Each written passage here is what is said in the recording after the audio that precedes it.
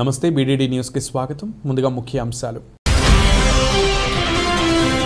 British నవల రచయిత్రి JK Rowling కు ట్విట్టర్ వేదికగా బెదిరింపు కలకలం. చంపుతామంటూ బెదిరించిన పాకిస్తాన్కు చెందిన ఇస్లామిక్ ఉగ్రవాది.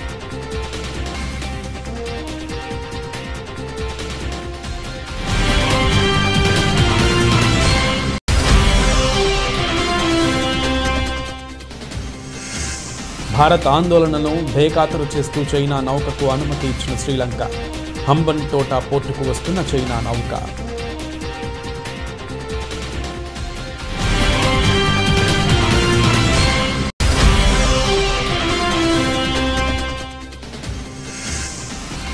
కామన్వెల్త్ గేమ్స్ క్రీడాకారులతో భేటీ అయిన ప్రధాని. దేశ ప్రతిష్టను ఇనుమడింపజేసిన క్రీడాకారులను మెచ్చుకున్న మోదీ.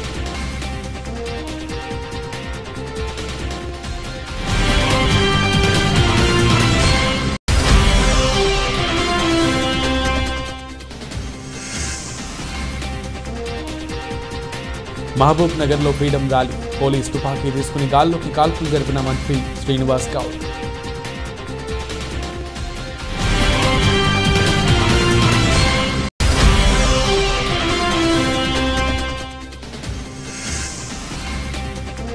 తిరుమల శ్రీవారిని దర్శించుకున్న పలువురు ప్రముఖులు. స్వామివారి నైవేద్య విరామ సమయంలో దర్శించుకున్న ఏపీ డిప్యూటీ సీఎం నారాయణ స్వామి.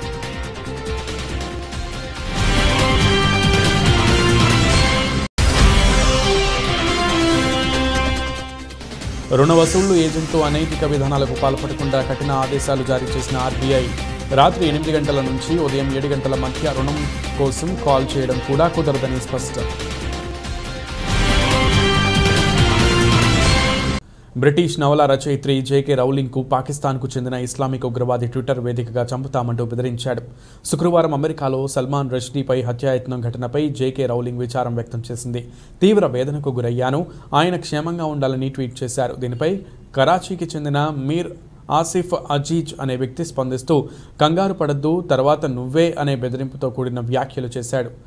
జేకే రౌలింగ్ పోలీసులకు ఫిర్యాదు చేశారు. సామాజిక కార్యకర్త, రాజకీయ కార్యకర్త, విద్యార్థిగా తనకు తాను పేర్కొనే Asif Aziz Iran supreme leader Ayatollah Ali ఖమేనీకి మద్దతుగా పోస్టులు పెడుతుంటాడని అధికారులు తెలిపారు. ఇతడి దృష్టిలో భారత్, ఇజ్రాయెల్, ఉక్రెయిన్లు ఉగ్రవాద దేశాలని తెలిపారు. వాటిని ఎలా నాశనం చేయాలనే దానిపై కుళ్ళు జోకులు వేస్తుంటాడని అన్నారు. చైనా నౌక యువాన్ వాంగ్ 5 శ్రీలంకలోని హంబన్ తోట పోర్టుకు వస్తుండటంపై భారత తీవ్ర అభ్యంతరం వ్యక్తం చేస్తుండడం తెలిసిందే.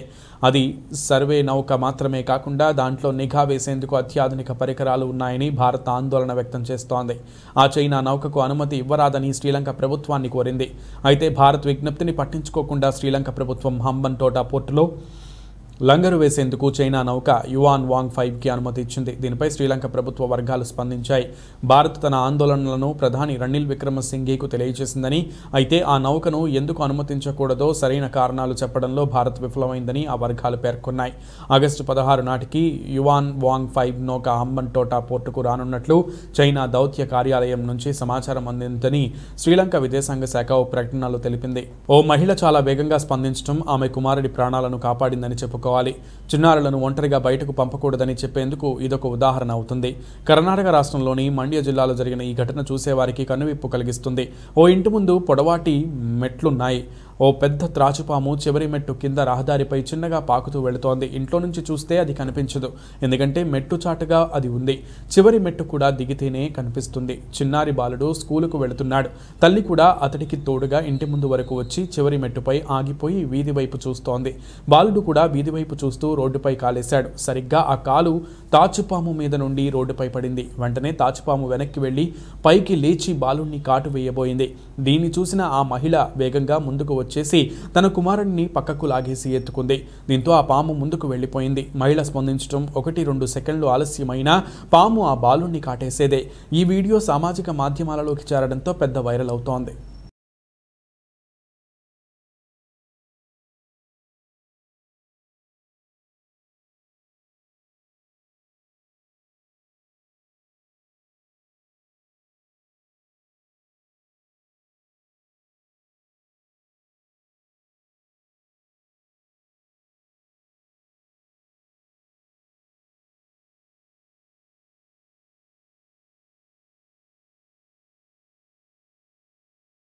కామన్వెల్త్ క్రీడల్లో పతకాలు సాధించిన భారత క్రీడాకారులతో ప్రధాని నరేంద్ర మోడీ భేటీ అయ్యారు. ప్రధాని అధికారిక నివాసంలో జరిగే ఈ కార్యక్రమంలో కొందరు మినహా దాదాపు విజేతలంతా పాల్గొన్నారు. ఈ సందర్భంగా ప్రధాని మోడీ క్రీడాకారులను ఉద్దేశించి ప్రసంగిస్తూ మీ అపూర్వ విజయాలు చూసి జాతి మొత్తం గర్విస్తోందని ప్రశంసించారు. మీ షెడ్యూల్లో కొంత సమయాన్ని నాకు కేటాయించి నా నివాసానికి వచ్చినందుకు చాలా సంతోషంగా ఉంది. అందరూ భారతీయుల్లాగే మీ గురించి మాట్లాడటం నాకు గర్వంగా ఉంది అంటూ భారత క్రీడల్లో స్వర్ణయుగం ఆరంభమైందని, ఇది కేవలం యువశక్తి వల్లే సాధ్యమైంది. గడిచిన 2 వారాల్లో అటు కామన్వెల్త్ ఇటు చెస్ ఒలింపియాడ్ రూపంలో 2 మెగా ఈవెంట్లు, కామన్వెల్త్ క్రీడల్లో చారిత్రాత్మక ప్రదర్శనతో పాటు చెస్ ఒలింపియాడ్కు మనం తొలిసారి ఆతిథ్యం ఇచ్చాము. ఈ మెగా ఈవెంట్లో విజయం సాధించిన వాళ్ళందరికీ నా శుభాభినందనలు అని ప్రధాని మోదీ విజేతలను కొనియాడారు. ఇక కామన్వెల్త్ క్రీడల్లో రజతం పథకం సాధించిన భారత మహిళా క్రికెట్ జట్టు గురించి ప్రధాని మోదీ ప్రత్యేకంగా ప్రస్తావించారు. హర్మన్ ప్రీత్ కౌర్ బృందాన్ని ప్రశంసల్లో ముంచెత్తిన ఆయన స్వర్ణ పథక విజేత బాక్సర్ నీతూ, అలాగే badminton star gold medalist PV Sindhu, cricket Renuka సింగర్తో పాటు రెజ్లర్ పూజా గెహ్లోత్ పేరును ప్రస్తావించారు. साथियों, आप सभी देश को सिर्फ एक मेडल नहीं, सिर्फ सेलिब्रेट करने का, गर्व करने का अवसर ही देते ऐसा नहीं है, बल्कि एक भारत श्रेष्ठ भारत की भावना को आप और सशक्त करते हैं. आप खेल में ही नहीं, बाकी सेक्टर में भी देश के युवाओं को बेहतर करने के लिए प्रेरित करते हैं. आप सभी देश को एक संकल्प, एक लक्ष्य के साथ जोड़ते हैं, जो हमारी आजादी की लड़ाई की भी बहुत बड़ी ताकत थी. महात्मा गांधी, नेताजी सुभाष चंद्र बोस, मंगल पांडे, तात्या टोपे, लोकमान्य तिलक, सरदार भगत सिंह, चंद्रशेखर आजाद, अशफाक उल्लाह खां, रामप्रसाद बिस्मिल, अनगिनत सेनानी, अनगिनत क्रांतिवीर, जिनकी धारा अलग थी लेकिन लक्ष्य एक था. रानी लक्ष्मीबाई, झलकारी बाई, दुर्गा भाभी, रानी चेन्नम्मा, रानी गाइडिंलियो और वेलु नचियार जैसी अनगिनत वीरांगनाओं ने हर रूढ़ी को तोड़ते हुए आजादी की लड़ाई लड़ी. बिरसा मुंडा हो, अल्लूरी सीताराम राजू हो, गोविंद गुरु हो, जैसे अनेक महान आदिवासी सेनानियों ने सिर्फ और सिर्फ अपने हौसले, अपने जज्बे से इतनी ताकतवर सेना से टक्कर ली थी. डॉक्टर राजेंद्र प्रसाद, पंडित नेहरू, सरदार पटेल, बाबा साहब आंबेडकर, आचार्य विनोबा भावे, नानाजी देशमुख, लाल बहादुर शास्त्री, श्यामा प्रसाद मुखर्जी जैसे अनेक विभूतियों ने आजाद भारत के सपनों को पूरा करने के लिए जीवन खपा दिया. आजादी की लड़ाई से लेकर आजाद भारत के नवनिर्माण में जिस तरह से पूरे भारत ने एकजुट होकर प्रयास किया, उसी भावना से आप भी मैदान में उतरते हैं. आप सभी का राज्य, जिला, गांव, भाषा भले कोई भी हो, लेकिन आप भारत के मान, अभिमान के लिए, देश की प्रतिष्ठा के लिए अपना सर्वश्रेष्ठ प्रदर्शन करते हैं. आपकी भी प्रेरणा शक्ति तिरंगा है, और तिरंगे की ताकत क्या होती है? తెలంగాణ ఆబ్కారీ శాఖ మంత్రి వి శ్రీనివాస్ గౌడ్ శనివారం ఓ వివాదంలో చిక్కుకున్నారు. పోలీసుల చేతుల్లోని ఎస్ఎల్ఆర్ తుపాకీని తన చేతుల్లోకి తీసుకున్న ఆయన జనమంతా చూస్తుండగానే గాల్లోకి కాల్పులు జరిపారు. మంత్రి గాల్లోకి కాల్పులు జరుపుతున్న సమయంలో పోలీసు ఉన్నతాధికారులు అక్కడే ఉన్న ఆయనను వారించకపోవడం గమనార్హం. దేశానికి స్వతంత్రం సిద్ధించి 75 ఏళ్లు అవుతున్న సందర్భంగా భారత స్వతంత్ర వజ్రోత్సవాల పేరిట తెలంగాణ సర్కారు పలు కార్యక్రమాలను నిర్వహిస్తున్న సంగతి తెలిసిందే. ఇందులో భాగంగా శనివారం రాష్ట్ర వ్యాప్తంగా ఫ్రీడమ్ ర్యాలీలు జరుగుతున్నాయి. ఈ క్రమంలో తన సొంత జిల్లా మహబూబ్ నగర్లో జరిగిన ఫ్రీడమ్ ర్యాలీలో మంత్రి హోదాలో శ్రీనివాస్ గౌడ్ పాలుపంచుకున్నారు. ఈ సందర్భంగానే ఆయన పోలీసు తుపాకీని తీసుకుని గాల్లోకి కాల్పులు జరిపారు. ఈ ఫోటోలు, వీడియోలను చూసిన నెటిజన్లు పోలీసుల తుపాకీతో మంత్రి గాల్లోకి ఎలా కాల్పులు జరుపుతారంటూ ట్రోలింగ్ మొదలుపెట్టారు.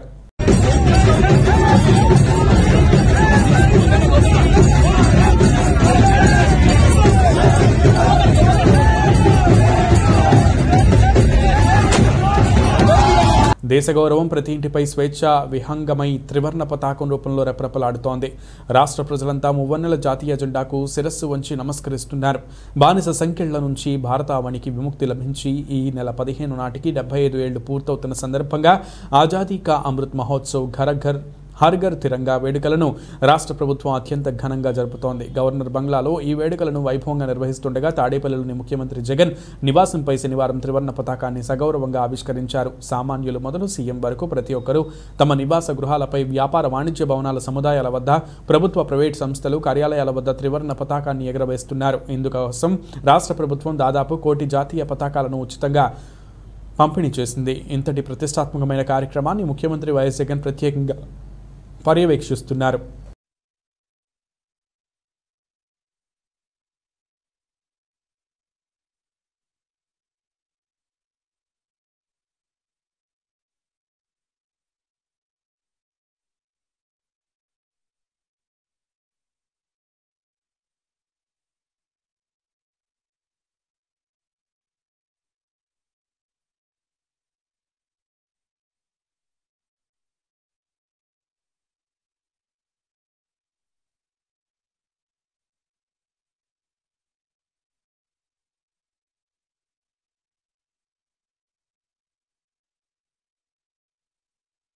తిరుపతిలో మెటర్నిటీ హాస్పిటల్ను మున్సిపల్ కార్యాలయంగా మార్చనున్న వైసీపీ ప్రభుత్వంను మున్సిపల్ టీటీడీ అధికారులను నిలదీస్తూ తక్షణమే ఇటువంటి చర్యలను ఆపివేయాలని, ఈ మెటర్నిటీ హాస్పిటల్కు ఎంతో పేరు ఉందని, జిల్లా నలుమూలల నుంచి పేదవారు ఇక్కడికి వస్తారని, వారికి అసౌకర్యం కలగకుండా చూసుకునే బాధ్యత ఈ ప్రభుత్వం పైన, సంబంధిత అధికారులపైన ఉందని జనసేన పార్టీ ఆధ్వర్యంలో శనివారం ధర్నా కార్యక్రమం నిర్వహించారు.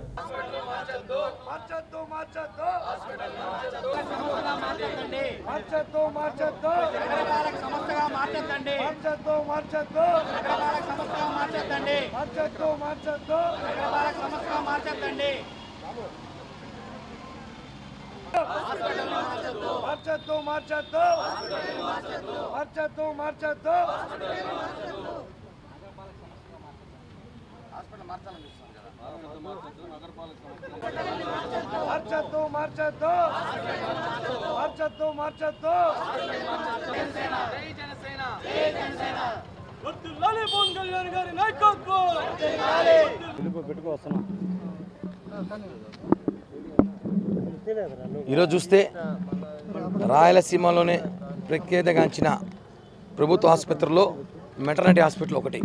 ఇక్కడ రాయలసీమలో ఉన్న ప్రతి ఒక్కరి ప్రస్తుతి కోసం సామాన్య ప్రజలందరూ ఇక్కడికే వస్తారు. చాలా పెద్ద ఆసుపత్రి, ఫెసిలిటీస్ బాగుంటాయనేసి. కానీ ఇక్కడ మనం చూస్తున్నాం, ఈ ప్రభుత్వం వచ్చిన తర్వాత ప్రభుత్వ ఆస్తులతో పాటు ప్రజల ఆస్తులు కూడా కాజేస్తూ ప్రభుత్వ ఆస్తులు కాజేస్తున్నారు. దానికి ఉదాహరణ రాత్రి అక్కడ బోర్డు లేదు, అక్కడ బోర్డు ఇది వచ్చేసి నగరపాలక సంస్థ తిరుపతి మున్సిపల్ కార్పొరేషన్. ఇప్పుడు ఆ బోర్డు ఉంది. జనసేన పార్టీ రాత్రి నుంచి పొద్దున్న తెలిసినాక మేము ఎప్పుడైతే దీన్ని ఈ వైసీపీ అధికారంలో వచ్చిన రోజు నుంచి కూడా ప్రతి చోట భూ కబ్జా, దౌర్జన్యం ఇవే తప్ప ప్రజలకు మేలు చేసిన పాపాన్ని ఏం పోలేదు. రాయలసీమలోకే అది పెద్ద హాస్పిటల్. మనం తిరుపతిలో అందరికీ తెలిసిన ఆడవాళ్ళ హాస్పిటల్ అని చెప్తాము. ఈ హాస్పిటల్కి చుట్టుపక్కల పల్లెల నుంచి అర్ధరాత్రుల్లో కాన్పులు నొప్పులతో వస్తుంటారు. అటువంటి హాస్పిటల్ని ఈరోజు కబ్జా చేయాలని చెప్పని ఈ యొక్క కార్పొరేషన్ వాళ్ళు అనుకున్నారు. ఈ యొక్క మేయర్ గారికి ఒకటే చెప్తున్నాం, మీరు చిన్నపిల్లల డాక్టర్, ఇక్కడ తిరుపతిలోని హాస్పిటల్ పరిస్థితుల గురించి మీకు బాగా తెలుసు. మీకు అన్నీ తెలిసి కూడా ఈరోజు మీరు ఇక్కడ కార్పొరేషన్ బోర్డు పెట్టారంటే మిమ్మల్ని ఏమనాలో మాకు అర్థం కావట్లేదు. ఇప్పటికైనా మేము ఒకటే చెప్తున్నాం, ఈ హాస్పిటల్ జోలికి వచ్చారంటే జనసేన పార్టీ తీవ్ర పోరాటం చేస్తుంది. ఆమరణ దీక్ష కూర్చుంటామని చెప్పి కూడా మేము హెచ్చరిస్తున్నాం. ఆంధ్రప్రదేశ్ మాజీ ముఖ్యమంత్రి వైఎస్ రాజశేఖర రెడ్డి ఫోటోను అడ్డం పెట్టుకుని ప్రచారం చేసుకుని మోసం చేయడం కాదని, రైతులకు న్యాయం చేసి ఆదుకోవాలని ఏపీసీసీ అధ్యక్షుడు డిమాండ్ చేశారు. వైఎస్ జగన్మోహన్ రెడ్డి ప్రభుత్వ పాలన తీరును తీవ్రంగా ఎండగట్టారు. ప్రత్యేకించి రాయలసీమ జిల్లాల్లో తీవ్రంగా నష్టపోతున్న టొమాటో రైతులను వెంటనే ప్రభుత్వం ఆదుకోవాలని, రైతులు తమ పండించిన టమోటాలను రోడ్లపై కాకుండా వైసీపీ నేతల ఇళ్ల ముందు వేయాలని సూచించారు. కాంగ్రెస్ ప్రభుత్వం అధికారంలో ఉన్నప్పుడు రైతులకు ఉచిత విద్యుత్, పంటల బీమా, పంట నష్టపరిహారం, ఉపాధి హామీ పథకం వంటి ఎన్నో పథకాలను ప్రవేశపెట్టి రైతులను ఆదుకుందని, ప్రస్తుత ప్రభుత్వం అన్ని విధాలా రైతులను నడ్డివిరుస్తోందని ఆగ్రహం వ్యక్తం చేశారు. ప్రభుత్వం వెంటనే రైతులను ఆదుకోవడానికి వ్యవసాయ అనుబంధ పరిశ్రమలు వెంటనే ఏర్పాటు చేయాలని డిమాండ్ చేశారు. పంట నష్టపరిహారం ఇవ్వాలి, అట్లాగే వ్యవసాయ ఆధారిత పరిశ్రమలు నెలకొల్పాలి. రైతులకు కూడా చెప్తా ఉన్నా నేను, రోడ్లో ఎందుకు పడేస్తారు మీరు, తీసుకెళ్ళి ఆ ఎమ్మెల్యేల మంత్రులు ఇళ్ళ ముందు పడేయమని కోరుతా ఉన్నారు. కాంగ్రెస్ పార్టీ రైతులకు అండగా ఉంది కనుక ఈ కార్యక్రమాలపైన ప్రజలందరినీ కలిసామని కోరుతా ఉన్నాం. ఆజాదీ కా గౌరవ యాత్ర సాగుతోంది దేశంలోనూ రాష్ట్రంలో. స్వతంత్ర ఉద్యమానికి ద్రోహం చేసిన ఆర్ఎస్ఎస్ బీజేపీ రోజున పెద్ద పెద్ద మాటలు మాట్లాడుతూ ఉంది. కాన్స్టిట్యున్సీలో జిల్లాలో ఇప్పటికే దాదాపు 60 కిలోమీటర్ల పైగా పూర్తయింది. ఈ రోజు కూడా ఇంకా మరి మొదలు పెడతా ఉన్నారు. కోరేది ఒక్కటే, ప్రజలకి దేశానికి కష్టం వచ్చింది, దేశం దోచుకునే వాళ్ళ చేతులు లేకపోయింది. వాళ్ళ యొక్క తీపి మాటలు తప్ప ఇంకేదో, వాళ్ళ మాటలే తీపి, మొత్తం వాళ్ళ ప్రవర్తన అంతా ఈ దేశానికి, దేశ భవిష్యత్తుకు, మన పిల్లల భవిష్యత్తుకు విషం లాంటిది. కనుక అందరినీ కోరుతా ఉన్నాం, ఈ ఆజాదీ కా గౌరవ యాత్రలో పాల్గొనమని. అన్ని చోట్ల అంటే స్వతంత్రోద్యమ స్ఫూర్తితో పనిచేయాల్సిన కాలం వచ్చింది. రాహుల్ గాంధీ గారు ఈ దేశాన్ని ఐక్యం చేసిన దాంట్లో భాగంగా భారత్ జోడో యాత్ర సెప్టెంబర్ 7వ తారీఖున మొదలవుతుంది. మన రాష్ట్రంలో కూడా పీడియాలపైన వచ్చి కలుస్తుంది. వివరాలు మరొకసారి వచ్చి అనే విషయాలు మాట్లాడతాం. కోరుతా ఉన్నా, ఇంకా ఎంతకాలం కులం పైన, మతం పైన ఆధారపడి మీరు రాజకీయాలకి మద్దతు ఇస్తారు? సంక్షేమం కోసం తిరుమల శ్రీవారిని పలువురు ప్రముఖులు దర్శించుకున్నారు. ఇవాళ ఉదయం స్వామివారి నైవేద్య విరామ సమయంలో AP deputy CM Narayanaswamy, DRDA chairman Satish రెడ్డిలు వేర్వేరుగా స్వామివారి సేవలో పాల్గొని మొక్కులు చెల్లించుకున్నారు. అనంతరం రంగనాయకుల మండపంలో వేద పండితులు వేద ఆశీర్వాదం అందించగా ఆలయ అధికారులు పట్టు వస్త్రంతో సత్కరించి స్వామివారి తీర్థప్రసాదాలు స్వీకరించారు. అనంతరం ఆలయ వెలుపలకు వచ్చిన ఏపీ డిప్యూటీ సీఎం నారాయణస్వామి మీడియాతో మాట్లాడుతూ కలియుగ దైవం శ్రీనివాసుడి దర్శనం కోసం వేలాది మంది తిరుమలకు చేరుకుంటున్నారు. సామాన్య భక్తులను అర్థం చేసుకుని వీవీఐపీలు తమ తిరుమల యాత్ర వాయిదా వేసుకోవాలని నారాయణస్వామి కోరారు. మన హిందువులకి కలియుగ దేవుడు చాలా పవిత్రంగా మనం భావిస్తున్నాము. ఆయన ఆశీస్సులు, ఆయన ఆశీర్వాదాలు పేదవాళ్ళ నుంచి కోటీసుల వరకు ఆయన మన్నల్ని పొందుతున్నారు. నిజంగా నాకు ఇప్పుడుండే రష్ ఎప్పుడు కూడా నేను చూడలేదు. దీన్ని భక్తులందరూ కూడా బాగా అవగాహన చేసుకోవాలా. వీఐపీకి సంబంధించిన అందరూ కూడా దీన్ని అర్థం చేసుకొని మనందరూ కూడా సహకరించకపోతే ఇటువంటి రష్ నా జీవితంలో ఎప్పుడు కూడా చూడలేదు. ఇప్పుడు 10-15 రోజులుగా చూస్తామని. మరి ఈరోజైతే మాకు జైవోగా మనకు అందరూ కూడా ఏం చెప్తున్నారంటే, ఇంత పెద్ద రష్ సార్, కొంత సహకరించండి అని చెప్పేసి వారు కూడా నాకు చెప్పడం జరిగింది. భగవంతుని యొక్క భక్తి పరులు ఏ విధంగా దేవుని యొక్క నమ్మకం భక్తులకు ఉండే ఒక్క తూరి ప్రజలందరూ కూడా చేయాలి. ఇది దినదిన అభివృద్ధి కావాలి. భక్తాగ్రేసులకు దేవుడు ఎప్పుడు కూడా ఆశీర్వదించాలి. ప్రతి కుటుంబం కూడా మరీ పేదవాళ్ళ తలరాత మార్చే కార్యక్రమాలు కేవలం విద్యకే ఉంది.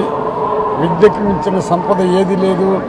ఆ విద్యని జగన్మోహన్ రెడ్డి ముఖ్యమంత్రిగా పేదవాళ్ళ తలరాత మార్చే ఆలోచన. ఆజాదీ కా అమృత్ మహోత్సవంలో భాగంగా శ్రీశైల జలాశయానికి త్రివర్ణ పతాక రంగులు, డ్యామ్ రేడియల్ క్రస్ట్ గేట్లకు జాతీయ జెండా కలర్లతో, విద్యుత్ దీపకాంతులు, త్రివర్ణ పతాక రంగులతో జలాశయాన్ని సర్వాంగ సుందరంగా ముస్తాబు చేసిన అధికారులు. జాతీయ జెండా రంగుల వెలుగుల నడుమ దిగువకు కృష్ణమ్మ పరవళ్లు తొక్కుతోంది.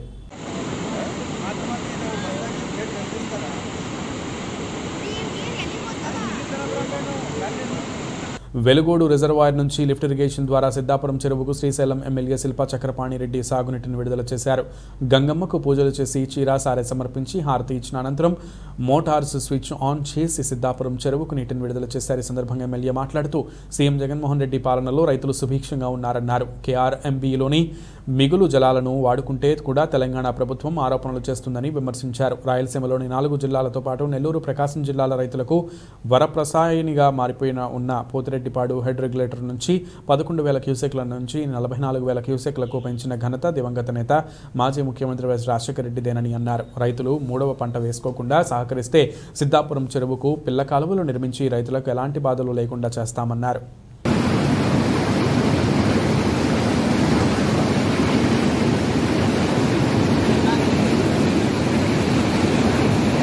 తర్వాత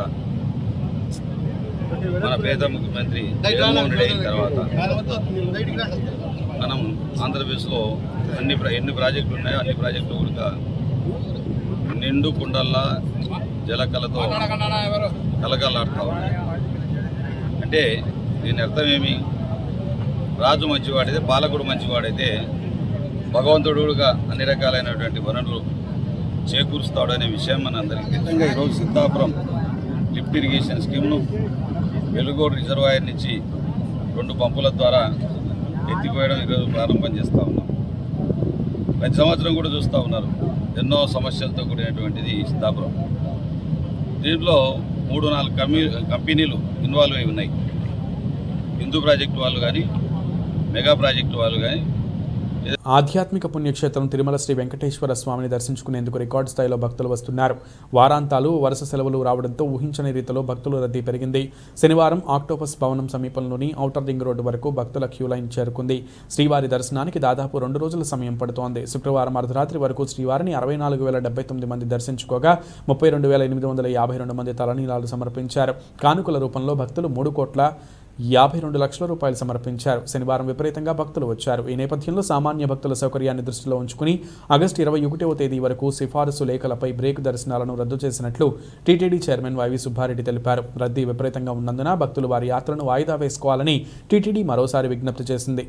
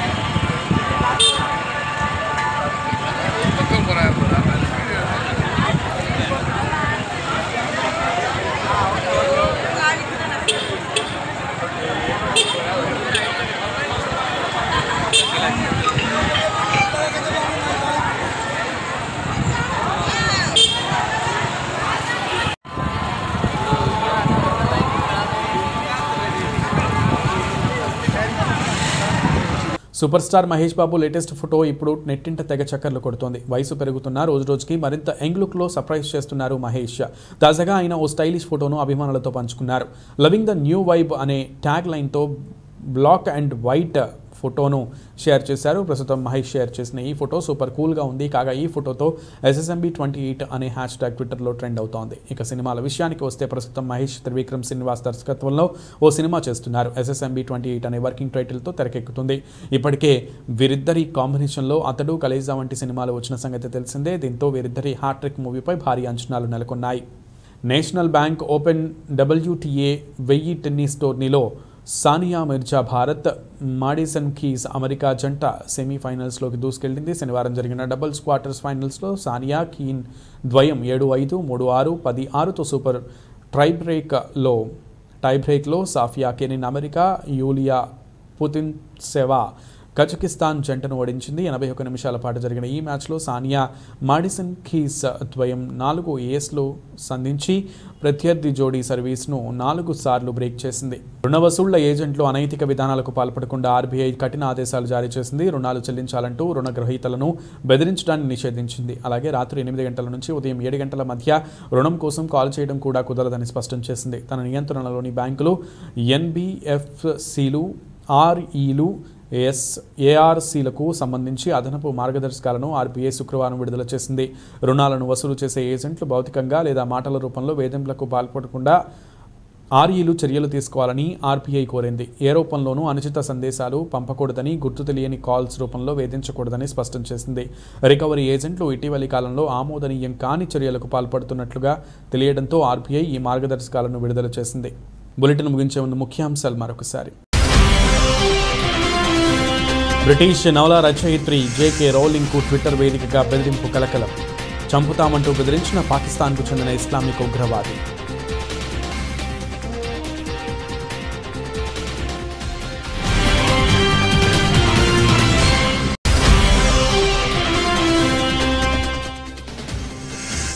భారత్ ఆందోళనను బేఖాతరు చేస్తూ చైనా నౌకకు అనుమతి ఇచ్చిన శ్రీలంక.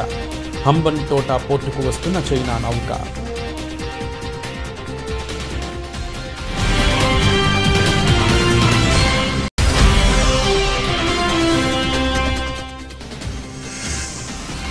కామన్వెల్త్ గేమ్స్ క్రీడాకారులతో భేటీ అయిన ప్రధాని. దేశ ప్రతిష్టను ఇనుమడింపచేసిన క్రీడాకారులను మెచ్చుకున్న మోదీ.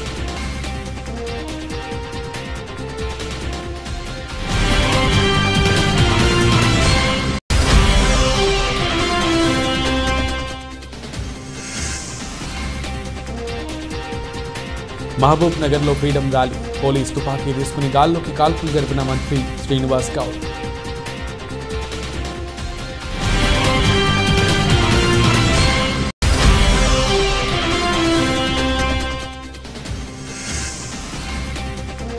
తిరుమల శ్రీవారిని దర్శించుకున్న పలువురు ప్రముఖులు.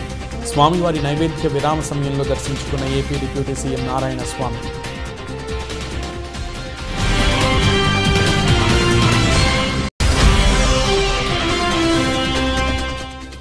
రుణ వసూళ్లు ఏజెంట్లు అనైతిక విధానాలకు పాల్పడకుండా కఠిన ఆదేశాలు జారీ చేసిన ఆర్బీఐ.